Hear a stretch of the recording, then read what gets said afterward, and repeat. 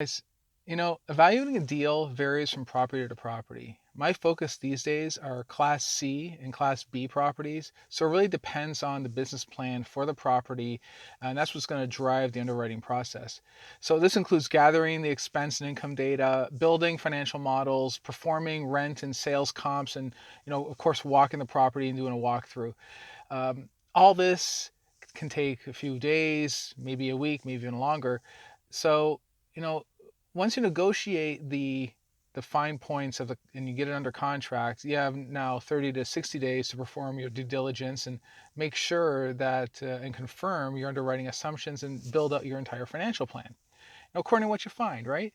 So when you consider the costs of both the underwriting and your due diligence process, the deal evaluation becomes an investment of both your time and money.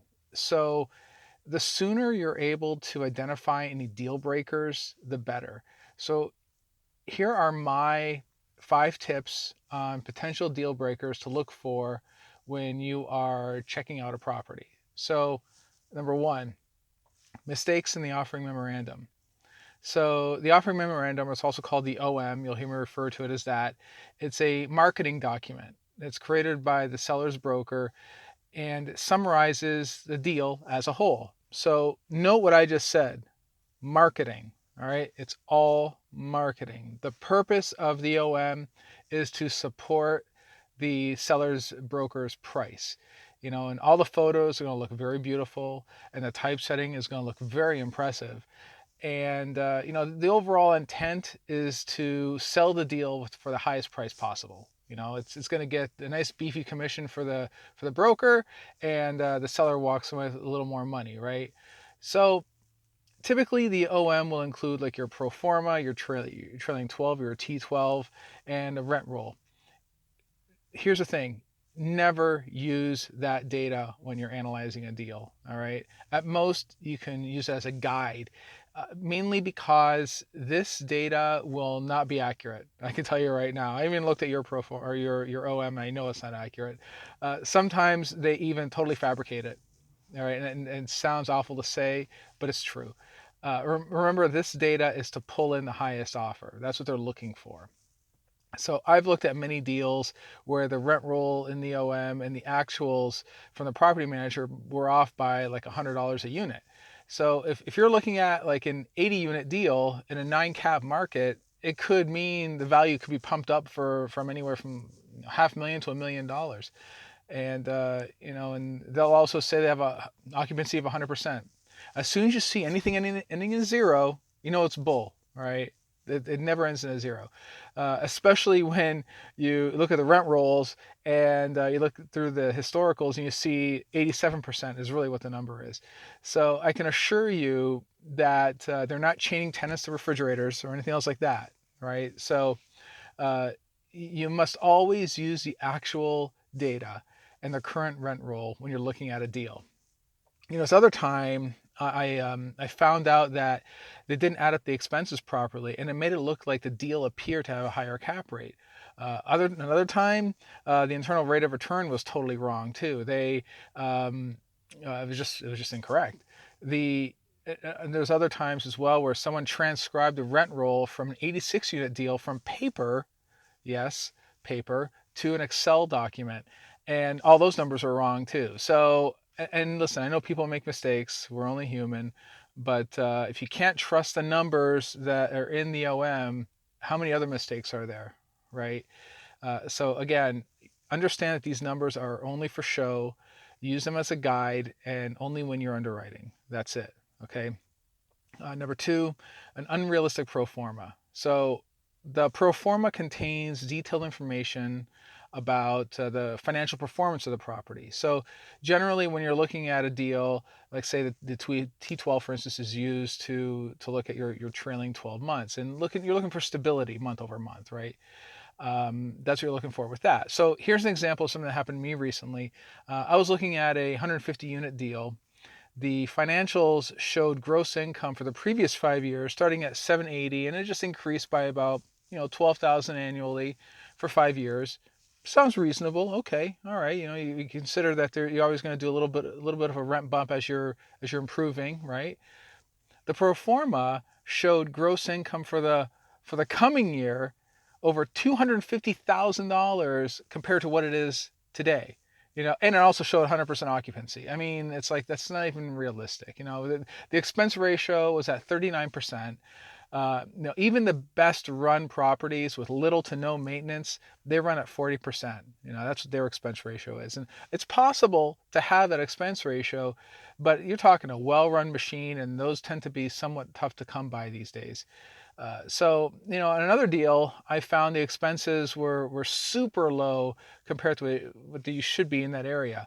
There was a small 30 unit deal, and the annual water and sewage for that deal was $5,000, and the property is sitting on 1.8 acres of land with a lot of grass.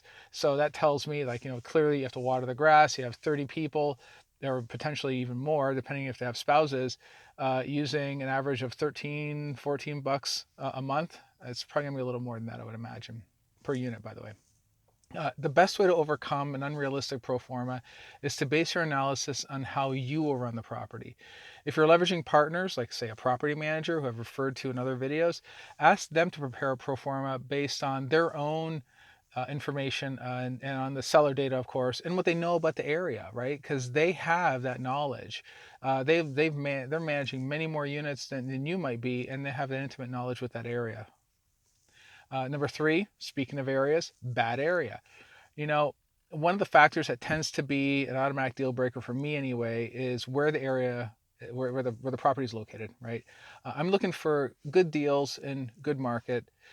So if there's no demand for people to live in that area, or there aren't any new jobs moving in, it may not be for you. If you are not able to go in, make improvements, raise rents without having to worry if your appliances are going to get stolen in the middle of the night, just don't do it. It's less stress for you and for the property manager, because it may even be tough to find a property manager who even want to go into that area. Number four, unethical property managers and owners of bad reputations. Those are something else to watch out for. Now, let's say the financial data in the OM was done by mistake, or was created by an intern who wasn't familiar with numbers. We already decided, though, that we're not going to take them at face value, so we'll put that aside. But there are things far worse than bad numbers in a document, and that's when people purposefully cloud a deal to hide the expensive problems, or just flat out lie about it. Um, I hold events on a regular basis with other multifamily investors, and one of our attendees, they discovered that a property manager was literally forging rents, leases, and other important data on a deal that he was looking at. That property manager also said they had 91% occupancy, when it was more like 80%. And the only reason why my friend caught it was because someone from inside the property management company forwarded an email by mistake. And then he saw it, opened it up, and of course everything was disclosed. He found out what was going on. you know, he would have discovered it anyway. When he would have tried to balance what was going on in their financials versus what's going on at the bank, which is something you guys should do too. Always make sure things match up. But it would have been further down the road. It would have been a huge waste of time, right? Another time, someone sent me a 200 unit deal to look at, and doing some research on the internet to see what the residents, how they felt about the property.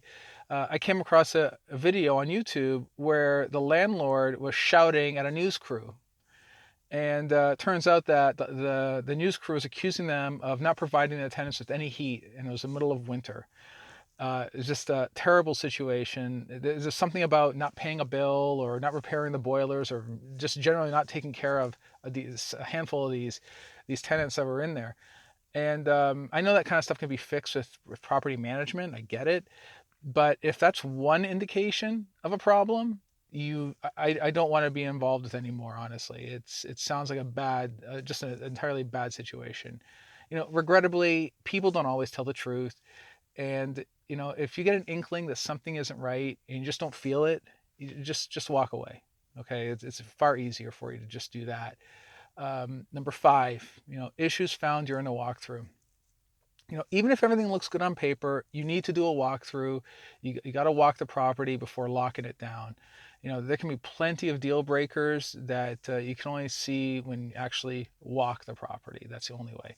One thing is, one deal that I saw it was a Wednesday mid morning, and plenty of cars in the parking lot. Could be an indication that there's high unemployment in that building, right? Maybe there's people that just aren't working, or maybe the surrounding area around a nice prospective property looks really bad and run down. It could be an indication of crime. Don't know. You can run stats for that as well.